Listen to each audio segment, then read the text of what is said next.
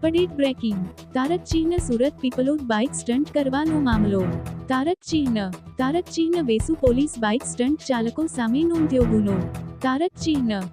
ચિહ્ન માત્ર બાઇક ચાલકો સામે જ ગુનો નોંધાયો આયોજક સામે કોઈ કાર્યવાહી કરવામાં નહીં આવી વેસુ પોલીસની તપાસ પર સવાલો ઊભા થયા પોલીસ દ્વારા 2 બાઇકો કબજે કરવામાં આવી આયોજકને પોલીસ સ્ટેશન ખાતે બોલવામાં આવેલ હતા વેસુ પોલીસે આયોજકને બચાવવા માટેના પ્રયાસ કર્યાની ચર્ચા એવી સામે લોકોમાં દાખલો બેસે તે રીતે કાર્યવાહી કરવામાં આવશે તેવું ડીસીપી દ્વારા આશ્વાસન આપવામાં આવ્યું છે।